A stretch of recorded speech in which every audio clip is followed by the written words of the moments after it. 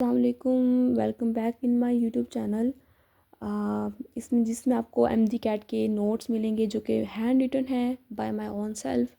और आपको एक मज़े की बात बता सकती हूँ कि ये लेक्चर्स मैंने सर वाजिद अली कंबो जो कि द ग्रेट टीचर हैं उनके लेक्चर्स को लिया और उनके लेक्चर्स को नोट डाउन किया।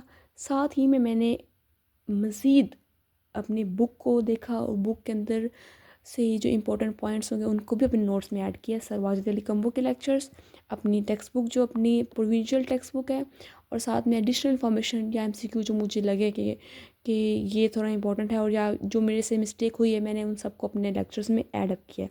तो मैं अपने इन लेक्चर्स को आपसे से शेयर करूँगी क्योंकि आई थिंक ये लेक्चर्स जो हैं आप लोगों के लिए बहुत बेनिफिशियल होंगे, क्योंकि ये मैंने अपनी मेहनत और अपनी फुल लगन से बनाया है और मेहनत से किया हुआ काम कभी राय गा नहीं जाता। इसमें आपको कलर्ड पॉइंटर्स के साथ मिला है, हाईलाइट किया हुआ इंपॉर्टेंट पॉइंट्स को, ईच एंड एवरीथिंग इस लेक्चर्स बल्कि मेरे सब वीडियोस में आपको मिल जाएगी। तो स्टार्ट करते हैं लेक्चर, जिसमें आ जाएगा हमारे पास ब्लॉक्स। ब्लॉक्स क्या है?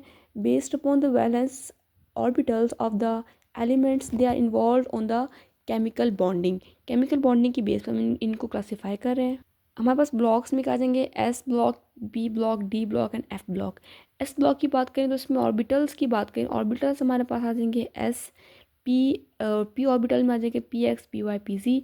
एफ के सॉरी डी के D X Y, D Y Z and D Z X, D X के Y square and D Z square. F block जो है उसको हम इतना अभी तक आइडेंटिफाई हम नहीं कर पाए। अगर हम बात करें जैसे कि एग्जांपल दी हुआ है कि सोडियम 11 अगर इसके इलेक्ट्रॉन्स हैं तो किस तरह से इसको किया हुआ है। तो कॉन्फ़िगरेशन देखें तो 1s2, 2s2, 2p6 and 3s1। 3s1 S1 होने की वजह से मैं बोलूँगी कि ये एस ब्लॉक में आ रहा है, तो सोडियम एस ब्लॉक में आ रहा है। लाइक अगर बोलें ग्रुप 1 वाले एलिमेंट्स जो हैं वो एस ब्लॉक एलिमेंट्स में आएंगे क्योंकि उनके लास्ट वैलेंस शेल में एक इलेक्ट्रॉन है। ये एक एमसीक्यू के तौर पर कंसीडर किया जा सकता है। बात करें क्लोरीन की तो ये कॉन्फ़िगरेशन के बाद PZ1 आ रहा है और पी में क्या है ये, तो ये पी ब्लॉक में आ रहा है। ठीक है, इस तरह हमने बात की है आयरन की। आयरन के अंदर ऑर्गॉन 18 करके फुल कॉन्फ़िगरेशन करके हमने निकाल दिया कि ये डी ब्लॉक में आ रहा है। इसी तरह ये आयरन 2 पॉजिटिव और 3 पॉजिटिव की डिफरेंट स्टेट्स होती है, जिसमें हमने एक इलेक्ट्रॉन जो है यहाँ पे 2 इलेक्ट्रॉन्स निकाल दिए, इसकी वजह से पॉजिटिव 2 चार्ज आया है और इसमें 3 इलेक्ट्रॉन्स निकालने की वजह से पॉजिटिव 3 चार्ज आया है। तो ये कम्प्लेक्स फॉर्म आ रही है, तो ये डी ब्लॉक में ही कंसिडर किया जा रहा है। अब बात करें हम एस ब्लॉक की तो एस ब्लॉक में 14 एलिमेंट्स आएंगे। देखिए ये इंपॉर्टेंट पॉइंट था, मैंने इसको मार्कर से लिखा है और साथ में इसको हाईलाइट किया है कि एस ब्लॉक में कितने एलिमेंट्स आ रहे हैं। तो हमारे पास 14 एलिमेंट्स आ रहे हैं। तो इनको हम बोलेंगे कि अल्कली मेटल। जैसे आपको मैंने पहले बता दिया कि फर्स्ट लाइंस जो हैं जैसे कि सोडियम वाली, तो एस ब्लॉक में आ रही है क्योंकि उनके वैलेंस शेल में एक इलेक्ट्रॉन पाया जा रहा है और वो एक इलेक्ट्रॉन किस सेंस में है, एस के साथ, S1। तो alkali metal, alkaline earth metals, ये बेसिकली आ जाएंगी हमारे पास एस ब्लॉक एलिमेंट्स में।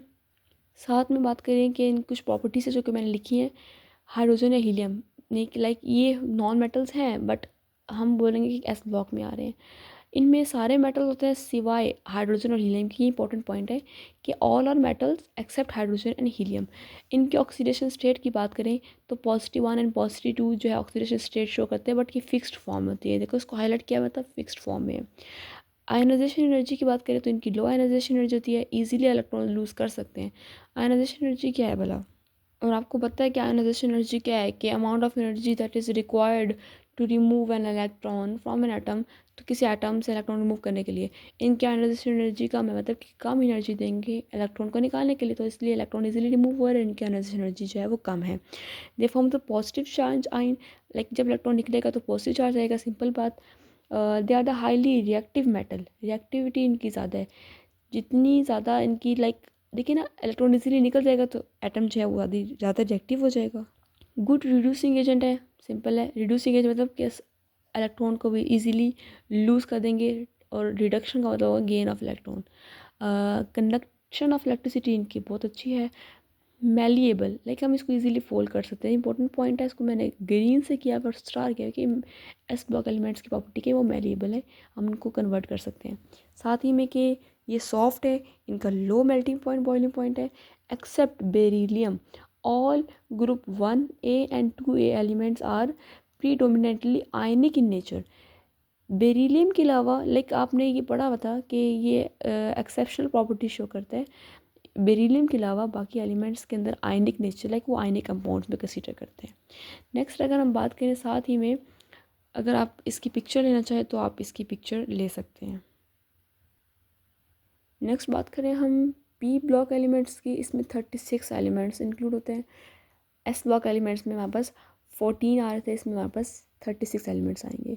इसमें पी ब्लॉक में कौन से आ रहे थे एलिमेंट्स, जो आपको मैं पहले प्लॉट टेबल दिखा चुकी हूँ उसके अकॉर्डिंग ही हमारे पास अगर प्रायोरिटी टेबल है, आपको मैं ऐसे एक्सप्लेन करूँ, अगर ये 2 रोज इधर है, सेंटर में 10 इधर आ रही हैं और यहाँ पे जो है वो 6 यहाँ पे आ रहे हैं, तो ये जो 6 वाले आ रहे हैं ये हमारे पास पी ब्लॉक एलिमेंट्स में कंसीडर की जाते हैं।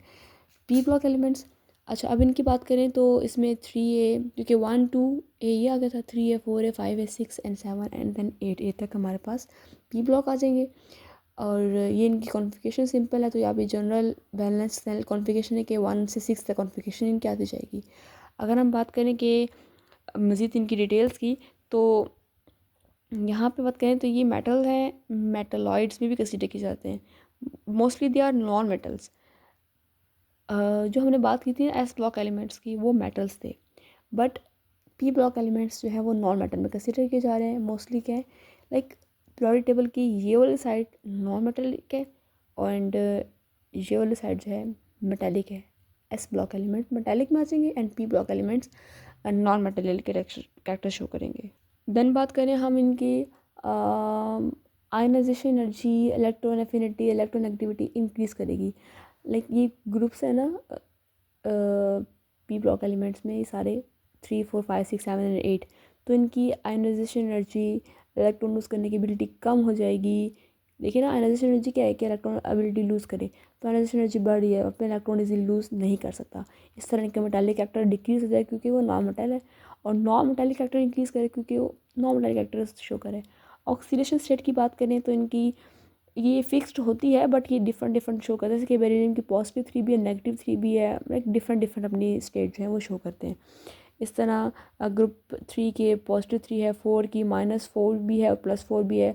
इस तरह -3, इससे क्या मुराद है भला कि या तो वो 3 इलेक्ट्रॉन लूज़ कर देगा या तो 5 गेन कर लेगा। अगर 5 की बात करें, अगर हम 6 की बात करें, या तो वो 2 जो है वो गेन कर लेगा या तो 6 जो है वो निकाल देगा।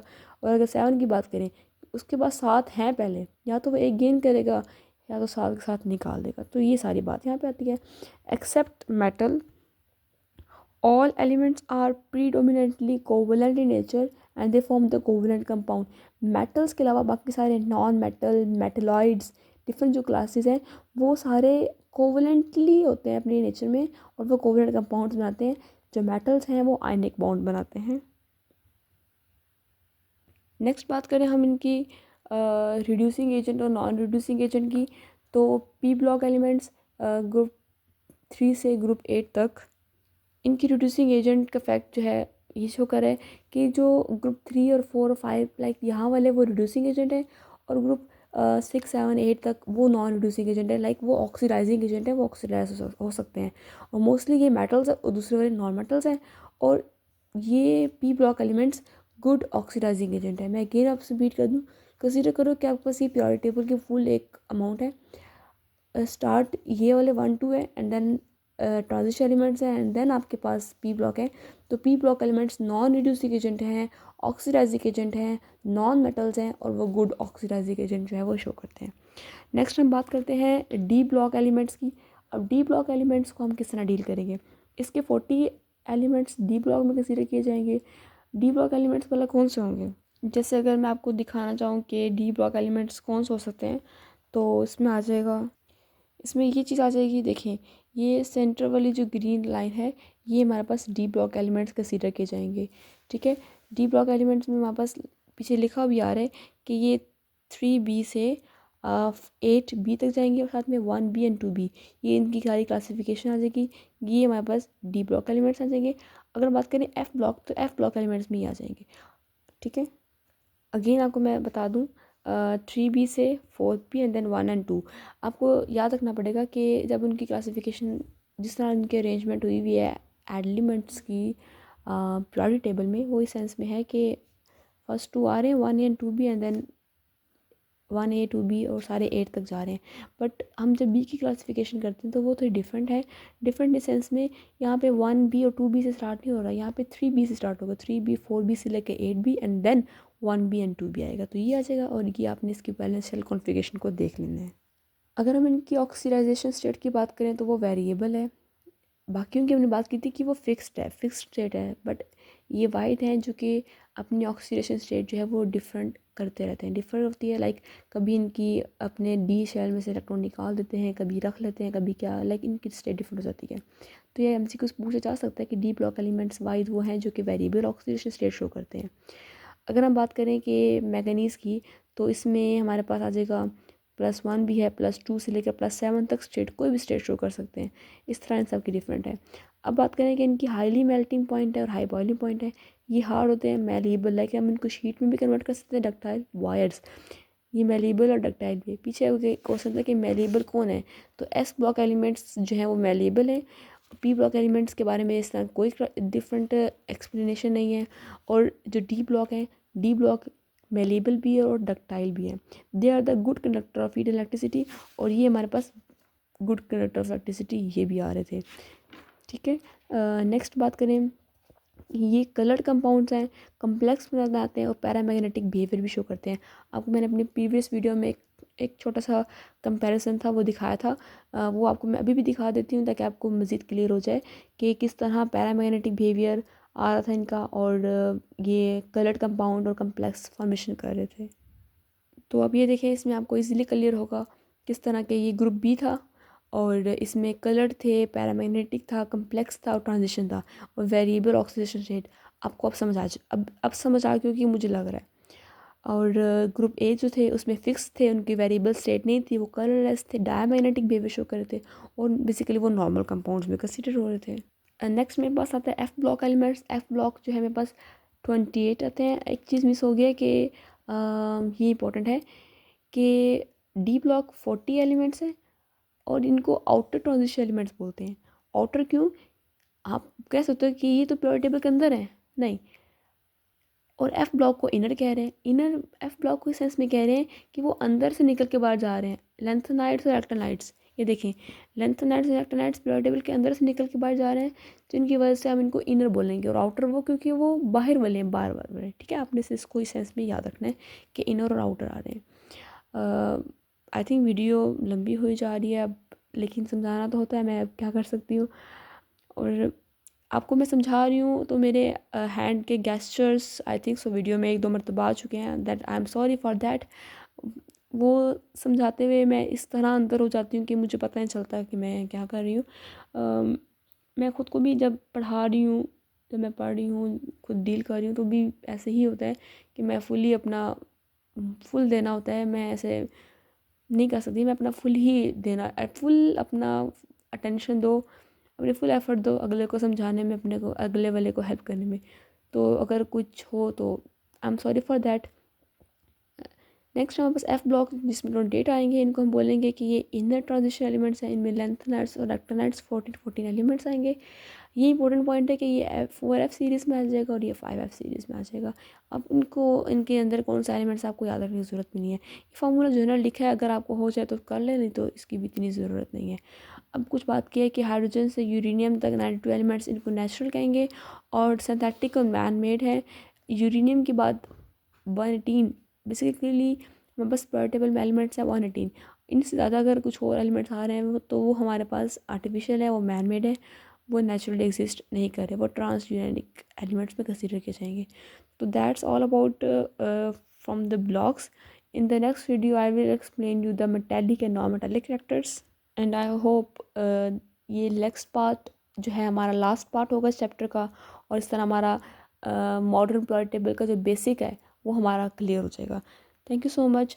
अगर वीडियो पसंद आए तो आप उसको लाइक कीजिएगा, शेयर कीजिएगा, और अगर आपको कोई कन्फ्यूजन हो तो आप मुझे कमेंट्स कर सकते हैं, मैं आपको उसके बारे में रिस्पॉन्स दूंगी इंशाल्लाह ताला। और आपसे एक और रिक्वेस्ट भी है कि आप मेरे चैनल को सब्सक्राइब करें ताकि मुझे आपका प्यार मिले और मैं इसको मज़ीद से मज़ीद अच्छा और बेहतर कर सकूँ।